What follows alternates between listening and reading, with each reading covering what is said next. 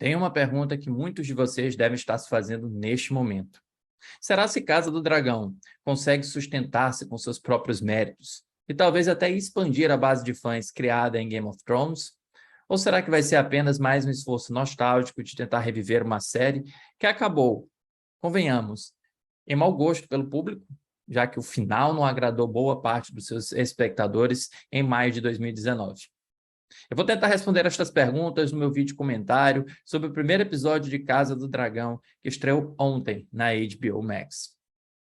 O primeiro episódio, como era de se esperar em qualquer série deste a escala e deste escopo, ele se preocupa em contextualizar a ação. Você contextualiza a ação no tempo e descobre que os eventos acontecem 200 anos antes daqueles retratados em Game of Thrones. 200 anos antes do nascimento de Daenerys Targaryen e, portanto, 200 anos que separam o reinado dos Targaryen de sua ruína. O contexto é também espacial, porque você consegue perceber nas costas de um dragão ou no interior dos castelos e dos palácios, alguns dos espaços que poderão ser revisitados e que deverão ser revisitados nesta temporada, e começa a se familiarizar com cada um deles. Você se familiariza, por exemplo, com a sala de reunião, ao lado do qual diversas pessoas se reúnem junto ao rei Viserys Targaryen para dar-lhe conselhos de como agir. Você também tem um contexto político. Eu acho que Casa do Dragão deve muito à monarquia inglesa em como retrata os seus conflitos. Você percebe, primeiro, que a briga pelo trono é muito mais embaixo do que você imaginava, mas, sobretudo, a importância de gestar um herdeiro do sexo masculino para poder seguir os passos do pai Viserys. Esse contexto político, esse contexto temporal, esse contexto espacial é determinante para que nós possamos acompanhar, portanto, esses 10 episódios dessa primeira temporada, para que nós consigamos nos familiarizar com aquilo que a série nos proporciona. E como toda boa fantasia épica, é natural que ela encontre pontos de contato com a contemporaneidade. Eu já falei de um deles, que é essa necessidade das monarquias de gestar herdeiros do sexo masculino para poder continuar o legado de seus pais. Todos conhecemos a Rainha Elizabeth, e como isso não é necessariamente regra, mas é o que acontecia até então. E como isso pode impactar negativamente a personagem de Rhaenyra, ou como isso pode criar ciúmes ou ambições no Daemon Targaryen, personagem que o Matt Smith interpreta com aquela sua cara de psicopata habitual, olhando sempre de baixo para cima, criando um sentimento de ameaça para o espectador. Então, muito do que acontece nesse primeiro episódio está justamente relacionado à expectativa que o rei Viserys e também o seu reinado e também aquelas pessoas que o cercam no trono estão em relação à gravidez de sua esposa, que a qualquer momento poderá gestar um filho, homem ou mulher. Mas as consequências dessa gestação estão em consonância com a violência apresentada no primeiro episódio, e nós podemos perceber como os métodos obstetrícios daquele período são incrivelmente violentos e como eles vulneram, sobretudo, a mulher.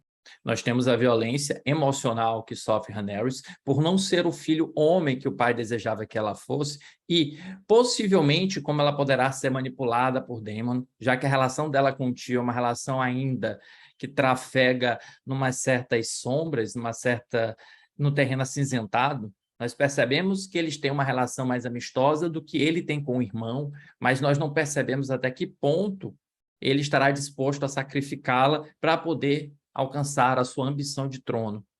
Aqui, eu penso logo em O Rei Leão. Associo logo a relação do Scar com o Simba, que o Scar parecia manipular um pouco o Simba, a inocência do Simba. Não que a Rhaenyra seja inocente, como o Simba era, mas que você consegue ver essas dinâmicas bem shakespearianas. Mas não é só ela que sofre violência de um ponto emocional. A sua mãe sofre uma violência retratada através da brutalidade do processo de nascimento de seu filho. Essa violência só é equilibrada com a violência que nós vemos em cena, porque o rei Viserys, até para poder celebrar o nascimento de seu filho, decide organizar um torneio. Aquelas competições clássicas sobre cavalos, em que duas pessoas, dois cavaleiros, vão em direção ao outro, erguendo uma lança e tentando derrubar-lhes do cavalo.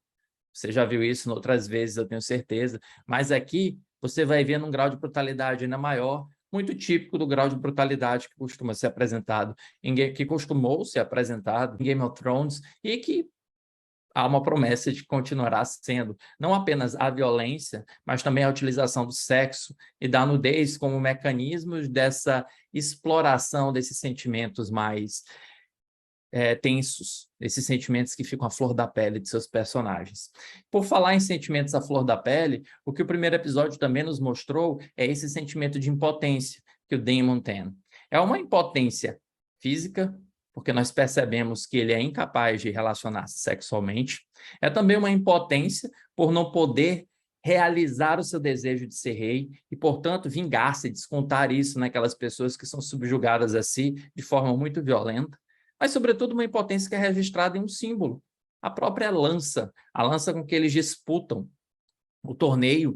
É uma lança que, em certos momentos, é arremessada uma coroa de flores, uma guirlanda, em uma forma circular no interior da lança, ao redor da lança, corrijo.